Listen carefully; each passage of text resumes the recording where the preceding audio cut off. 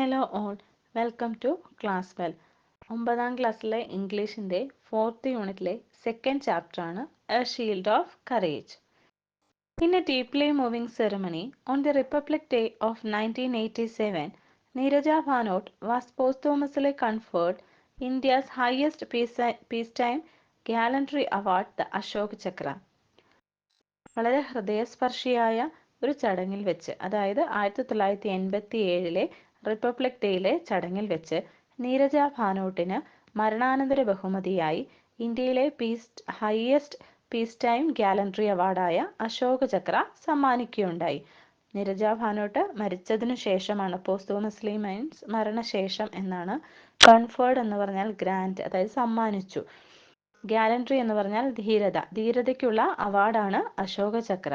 അത് നീരജ ഭാനോട്ടിന് മരണശേഷം ലഭിച്ചു. Neerja was the brave flight attendant who had sacrificed her life to save passengers on a hijacked aeroplane.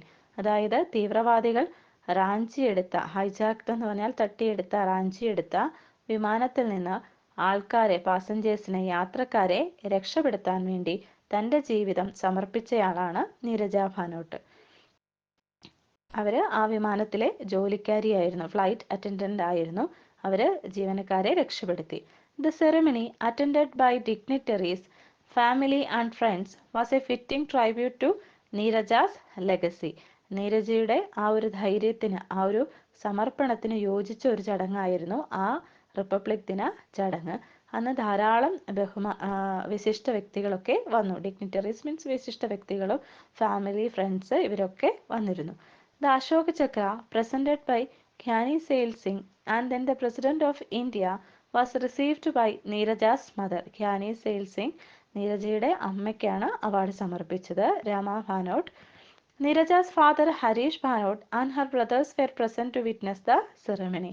നീരജയുടെ അച്ഛനായ ഹരീഷ് ഭാനോട്ടും സഹോദരന്മാരും ഈ ഒരു ചടങ്ങ് കാണാനായിട്ട് എത്തിയിരുന്നു. Neeraja was born on 7 September 1963 in Chandigarh, India, where she grew up in a loving and supportive family. 1963 September 7-നാണ് നീരജ ജനിച്ചത്. വളരെ സ്നേഹവും കരുതലും ഒക്കെ ഉള്ള ഒരു ഫാമിലിയിലാണ് ജീവിച്ചത്. She started her career as a model. തൻ്റെ ഔദ്യോഗിക ജീവിതം ആരംഭിച്ചത് ഒരു മോഡലായിട്ടാണ്. Her elegance means grace, dedication എന്ന് പറഞ്ഞാൽ സമർപ്പണം, കോൺഫിഡൻസ് ആൻഡ് പോയിസ് എന്ന് പറഞ്ഞാൽ കൺട്രോള്, ബാലൻസ്, അതൊക്കെ അതിൻ്റെ മീനിങ് ആണ്. അപ്പോൾ ഇവിടെ ഒരു സമനില എന്ന് പറയാം. Confidence and poise led her to pursue a career in the airline industry. അതായത് വളരെ കൺട്രോൾഡ് ആയിട്ടുള്ള, വളരെ ബാലൻസ്ഡ് ആയിട്ടുള്ള ഒരു സ്വഭാവമായിരുന്നു. അതുപോലെ തന്നെ വളരെ ശ്രേഷ്ഠമായ ഒരു, അല്ലെങ്കിൽ കോൺഫിഡൻറ്റോടുകൂടി ആത്മവിശ്വാസമുള്ള ഒരു ക്യാരക്ടറായിരുന്നു നീരജയുടെ. അതുകൊണ്ട് തന്നെ എയർലൈൻ ഇൻഡസ്ട്രിയാണ് കരിയറായിട്ട് പിന്നീട് തിരഞ്ഞെടുത്തത്.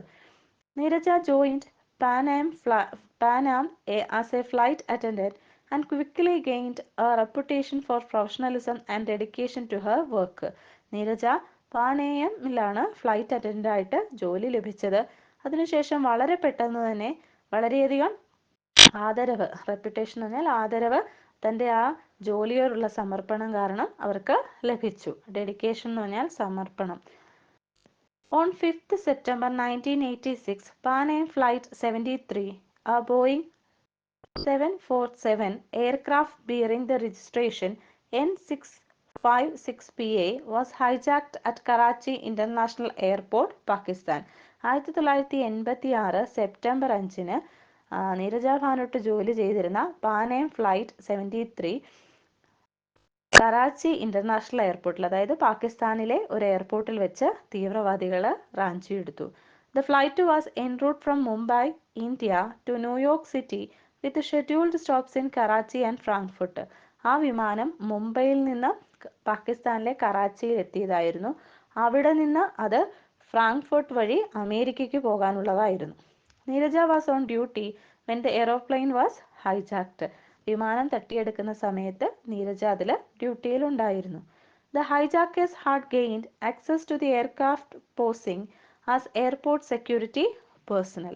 അപ്പം സെക്യൂരിറ്റി ഗാർഡിൻ്റെ, എയർക്രാഫ്റ്റ് പേഴ്സണൽ, അതായത് എയർക്രാഫ്റ്റിൽ ജോലി ചെയ്യുന്നവരുടെ വേഷത്തിലാണ് ഈ തട്ടിക്കൊണ്ടുപോയവർ ഇതിനകത്ത് നുഴഞ്ഞു കയറിയത്. After the passengers and crew boarded in the aircraft in Karachi, the hijackers took control of the plane. ആ ജോലിക്കാർ, ക്രൂ എന്ന് പറയുന്നത്, ക്യാബിൻ ക്രൂ എന്ന് പറയുന്ന ആ വിമാനത്തിലെ ജോലിക്കാർ, അവരും പാസഞ്ചേഴ്സ് യാത്രക്കാരും എല്ലാം അതിനകത്ത് കയറി കഴിഞ്ഞപ്പോൾ ഈ തീവ്രവാദികൾ അതിൻ്റെ ഫുൾ കൺട്രോളും ഏറ്റെടുത്തു. The incident lasted around 17 hours and the passengers and crew were held hostage. ഈ ഒരു സംഭവം 17 മണിക്കൂറുകളോളം നീണ്ടു നിന്നു. അതിനിടയിൽ യാത്രക്കാരും അതിനകത്തെ ജോലിക്കാരുമെല്ലാം ബന്ദികളാക്കപ്പെട്ടു. ഹെൽഡ് ഹോസ്റ്റേജ് എന്ന് പറഞ്ഞാൽ ബന്ദികളാക്കപ്പെട്ടു. The passengers were from various countries including the United States. പല രാജ്യങ്ങളിൽ നിന്നുള്ള യാത്രക്കാരാണ് അതിലുണ്ടായിരുന്നത്. അമേരിക്കക്കാരും അതിനകത്തുണ്ടായിരുന്നു. The hijackers demanded the release of certain prisoners and threatened to kill the passengers if their demands were not met. അപ്പം ഈ തട്ടിക്കൊണ്ടുപോയ തീവ്രവാദികളുടെ demand എന്ന് പറയുന്നത് അവരുടെ കുറച്ച് ആളുകൾ ജയിലിലുണ്ട്, അവരെ വിട്ടയക്കണം. അങ്ങനെ വിട്ടയച്ചില്ലെങ്കിൽ ഈ യാത്രക്കാരെ എല്ലാം കൊല്ലുമെന്ന് അവർ ഭീഷണിപ്പെടുത്തി. പ്രിസണേഴ്സ് എന്ന് പറയുന്നത് തടവുകാരാണ്. ത്രെറ്റൻഡ് എന്ന് പറഞ്ഞാൽ ഭീഷണിപ്പെടുത്തി. അപ്പം അവർ ആ തടവുകാരെ രക്ഷപ്പെടുത്തിയില്ലെങ്കിൽ, അതായത് തീവ്രവാദികളുടെ കൂട്ടുകാരായ തടവുകാരെ രക്ഷപ്പെടുത്തിയില്ലെങ്കിൽ ഈ യാത്രക്കാരെ കൊല്ലുമെന്ന് ത്രെറ്റൻ ചെയ്തു, ഭീഷണിപ്പെടുത്തി. Neerja, the senior flight purser, played a crucial role in ensuring the safety of the passengers. Neerja അതിനകത്തെ സീനിയർ ഫ്ലൈറ്റ് പേഴ്സർ ആയിരുന്നു, സീനിയർ ആയിട്ടുള്ള ക്യാബിൻ ക്രൂ ആയിരുന്നു. അതുകൊണ്ട് തന്നെ പാസഞ്ചേഴ്സിൻ്റെ സുരക്ഷ ഉറപ്പാക്കുന്നതിൽ വളരെ വലിയൊരു റോള് വഹിച്ചു. She managed to hide the passport of American passengers, preventing the hijackers from identifying them. ആ തീവ്രവാദികൾ കൂടുതലായും ഉന്നമിട്ടിരുന്നത് അമേരിക്കൻ യാത്രക്കാരെയായിരുന്നു. അതുകൊണ്ട് തന്നെ അമേരിക്കൻ യാത്രക്കാരുടെ പാസ്പോർട്ടുകൾ നീരജ ബുദ്ധിപൂർവ്വം മറച്ചു പിടിച്ചു. പ്രിവെൻറ്റിംഗ് എന്ന് പറഞ്ഞാൽ തടയുക, അതായത് ഹൈജാക്കേഴ്സ് അവരെ കണ്ടുപിടിക്കുന്നത് തടയുന്നതിനായിട്ട് നീരജ അമേരിക്കക്കാരായ യാത്രക്കാരുടെ പാസ്പോർട്ടുകൾ മാറ്റിവെച്ചു. As hours passed, tension escalated എന്ന് പറഞ്ഞാൽ വർദ്ധിച്ചു. മണിക്കൂറുകൾ കടന്നു പോകുന്തോറും ടെൻഷൻ കൂടിക്കൂടി വന്നു. The hijackers became increasingly agitated and the situations grew more and more dangerous. സമയം കടന്നു പോകുന്തോറും ആ ഹൈജാക്കേഴ്സിന് കൂടുതൽ ദേഷ്യം വന്നു. ഇൻക്രീസിംഗ്ലി അജിറ്റേറ്റഡ്, അവർ കൂടുതൽ ഡിസ്റ്റർബ്ഡ് ആയി, ദേഷ്യപ്പെട്ടു. And the situation grew more and more dangerous. അതുകൊണ്ട് തന്നെ ആ സിറ്റുവേഷൻ എന്ന് പറയുന്നത് ആ ഒരു സംഭവം വളരെ കൂടുതൽ ഭീകരമായിട്ട് വന്നു. ഡേഞ്ചറസ് എന്ന് പറഞ്ഞാൽ ഭീകരം. Neerja's leadership and quick thinking were instrumental in guiding the passengers to escape through emergency exits, take advantage of the chaos and confusion. നീരജയുടെ നേതൃത്വത്തിൽ, അതുപോലെ നീരജയ്ക്ക് വളരെ വലിയൊരു നേതൃപാഠവും അതുപോലെ പെട്ടെന്ന് ചിന്തിക്കാനുള്ള പെട്ടെന്ന് തീരുമാനമെടുക്കാനുള്ളൊരു കഴിവും ഉണ്ടായിരുന്നു.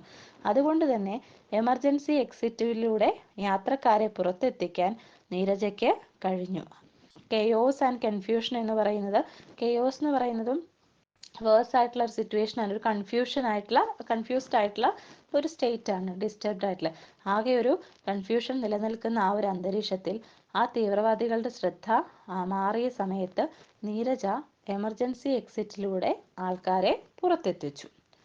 After 17-hour standoff, Neeraja opened the emergency door and the evacuation chute. 17 മണിക്കൂർ കഴിഞ്ഞിട്ടും അതിനകത്ത് ഒരു ഒത്തുതീർപ്പ് ഉണ്ടായില്ല. സ്റ്റാൻഡ് ഓഫ് മീൻസ് ഒത്തുതീർപ്പ് ഉണ്ടാകാൻ പറ്റിയില്ല. ഒത്തുതീർപ്പാകുന്നതിന് മുമ്പ് അത് പരാജയപ്പെട്ടു. അതായത് ഈ പ്രിസണേഴ്സിനെ വിട്ടയക്കുന്നതിൽ ഗവൺമെൻറ് ഒരു തീരുമാനമെടുത്തില്ല.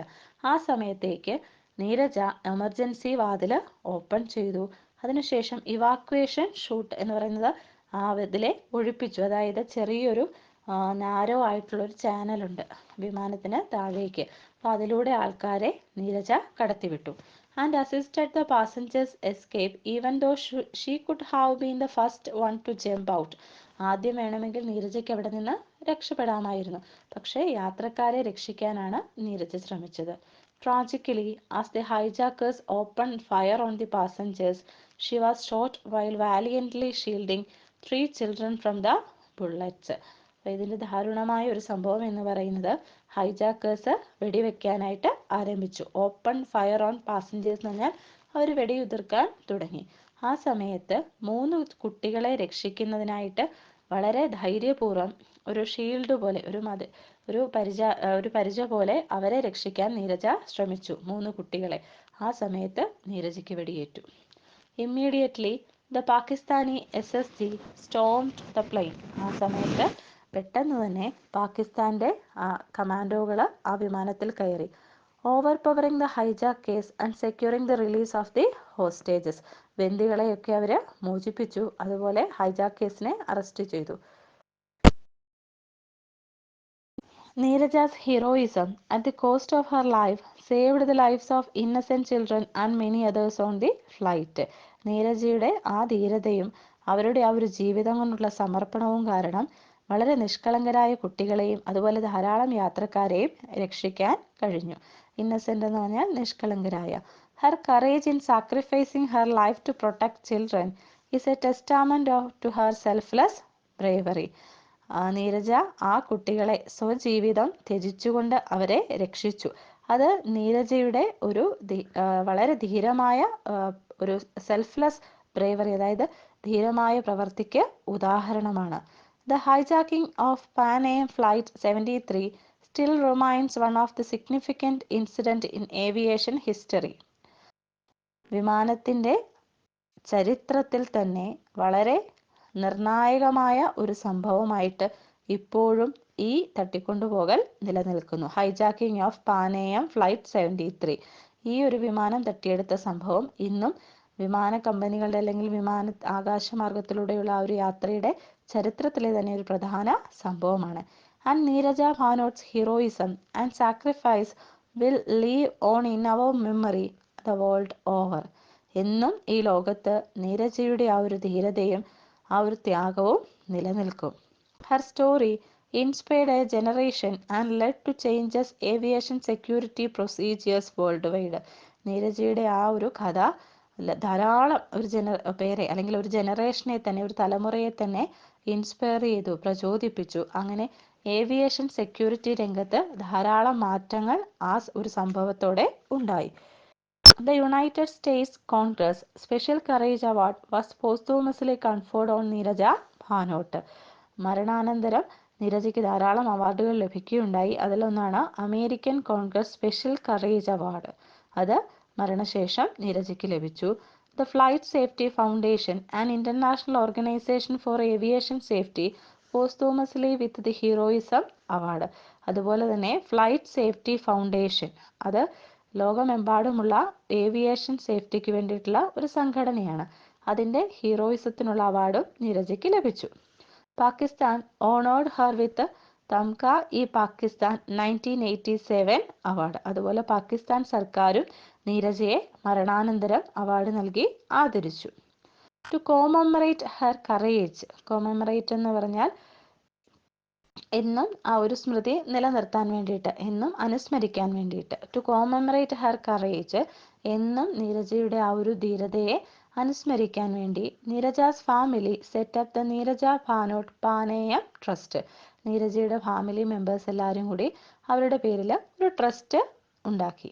The trust recognise Indian woman who fight social injustice and airline crew who display courage in moments of crisis.